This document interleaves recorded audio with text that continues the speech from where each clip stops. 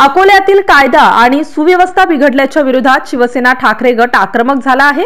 या विरोधात ठाकरे गटाचे बाळापूरचे आमदार नितीन देशमुख यांच्या नेतृत्वात जिल्हा पोलीस अधीक्षक कार्यालयापर्यंत काल विराट मोर्चा काढण्यात आला। खासगी शिकवणी असलेल्या न्यू तोष्णीवाल लेआउट ते पोलीस अधीक्षक कार्यालय असा हा मोर्चा निघाला। 1 जानेवारीला नीट अभ्यासक्रमासाठी शिकायला आलेल्या बुलढाणा जिल्ह्यातील जळगाव जामोद येथील विशाल झाटे या विद्यार्थ्याची कृष्णनगर भागात गुंडांनी चाकू भोसकून हत्या केली होती। या प्रकरणी 3 आरोपींना पोलिसांनी अटक केली। मात्र खासगी शिकवणी असलेल्या भागात विद्यार्थ्यांना गुंडांचा मोठा त्रास आहे। या मोर्चाच्या निमित्ताने बाहेरगावी विद्यार्थी-विद्यार्थिनी सुरक्षित आहेत का असा प्रश्न पालकांना पडला आहे। पोलीस प्रशासनाने कोचिंग क्लासेस परिसरात पोलिसांची गस्त वाढवून भयग्रस्त विद्यार्थी-विद्यार्थिनी कायद्याचे संरक्षण द्यावे। या हत्याचा खटला फास्ट ट्रॅक न्यायालयात दाखल करून शासनाच्या वतीने सरकारी वकील म्हणून उज्ज्वल निकम यांची नियुक्ती करावी अशी पालक व विद्यार्थ्यांची या निमित्ताने मागणी समोर येत आहे। अकोल्यात वाढत असलेल्या गुन्हेगारी प्रवृत्तीला कुठेतरी आळा बसावा यासाठी 9 जानेवारी रोजी भव्य असा मूक मोर्चा शिवसेनेकडून काढण्यात आला। या मोर्चामध्ये शहरातील सर्व खासगी शिकवणी संचालक तथा विद्यार्थी सहभागी झाले होते। MCN न्यूज मराठी करिता धनराज सपकाळसह कॅमेरामन नरेंद्र वाढोणकर, अकोला। गेल्या 20-25 वर्षापासून या शहरातल्या ज्या कोचिंग क्लासेसमध्ये शिक्षकांनी इथं मेहनत घेतली, त्या मेहनतीमुळे या विदर्भातलं शिक्षणाचं एक हब अकोला असं हब झालं आणि या 4-5 जिल्ह्यातले विद्यार्थी इथं शिक्षणासाठी आणि ट्युशनसाठी येतात।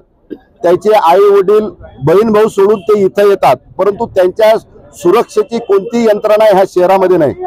1 जानेवारीला 16 वर्षाचा तरुण मुलगा ज्याच्या आई वडिलांनी त्याचे स्वप्न पाहिले होते की माझा मुलगा डॉक्टर झाला पाहिजे, इंजिनियर झाला पाहिजे, तो शिक्षणासाठी इथं येतो आणि संध्याकाळच्या टाइमला त्याला भूक लागली असता त्याचा डबा आला नाही म्हणून तो किराणा दुकानावर वेपर्स बिस्किटचे पाकिट आणण्यासाठी जातो आणि क्षणभरात गुंड प्रवृत्तीचे लोक असताना तिथं त्याला 50 रुपयासाठी त्याची हत्या करतात।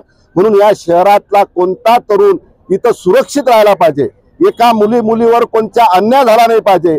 या अन्यायाच्या विरोधात आणि गुंड प्रवृत्तीच्या विरोधात ह्या मोर्चाचं आयोजन सर्व, जरी आज शिवसेना पुढाकार असेल, पक्षाचं जरी नाव असेल, परंतु कारण की कोणीतरी यासाठी पुढाकार घ्यायला पाहिजे म्हणून शिवसेनेने पुढाकार घेतला। परंतु सर्व जातीच्या सर्व धर्माचे विद्यार्थी-विद्यार्थिनी ह्या मोर्चामध्ये सहभागी झाले, जेणेकरून ह्या विद्यार्थ्यावर कधी अन्याय नाही झाला पाहिजे आणि कोणत्या मुलीवर अन्याय झाला तर शिवसेना त्याच्या पाठीशी खंबीरपणे, त्या कोचिंग क्लासेसच्या पाठीशी आणि विद्यार्थ्यांच्या पाठीशी खंबीरपणे याच्या पुढे उभी राहील। ठाकरे गटाचे आमदार रवींद्र वायकर यांच्या घरावर आज सकाळी ईडीने छापा टाकला, याकडे कसा बघता? तो काही आम्हाला नवीन विषय नाही, ईडी सीडी सगळे आम्हाला जुना विषय, तो काही फरक पडणार नाही। आम्हाला हेच मागणी आहे की असं हे विशाल सोबत घडलं, हे असं कोणासोबत बी घडो ना, याला फाशी लवकरात लवकर देण्यात यावी। आधी त्याचं भांडण कोणासोबत तो मुलगा असा आहे, पूर्णपणे विचारपूस करा। त्याचं जर कोणा पोलिसी किंवा कोणाशी विचित्रपणे वागणे किंवा कॉल हे जर डाउटेड बी दिसलं तुम्हाला, 3 वर्षाचा होता त्यापासून 17.5चा होता होईपर्यंत, तर त्याच्याऐवजी मला फाशी द्या। विनोद जर त्याच्यासाठी एवढं केलं, शेतीवाडी विकून, प्लॉट विकून, राहायची जागा विकून, तर तो मुलगा तसा नाहीये।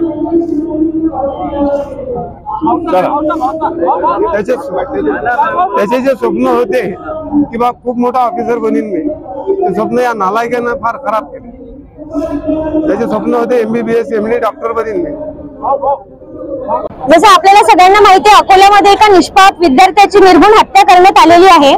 अकोला जे आता आजकाल एज्युकेशन हब म्हणून ओळखले जाते, आजूबाजूच्या क्षेत्रातले मुलं इथे शिक्षण घेण्यासाठी येतात, परंतु असं एका सुरक्षेवरती एक प्रश्नचिन्ह उपस्थित होत आहे। त्याकरिता शिवसेना उद्धव बाळासाहेब ठाकरे कडून आज इथे एक मूक आंदोलन, मूक मोर्चाचं आयोजन केलेलं आहे नितीन बापू देशमुख आणि गोपाल डॉक्टर यांच्या नेतृत्वामध्ये।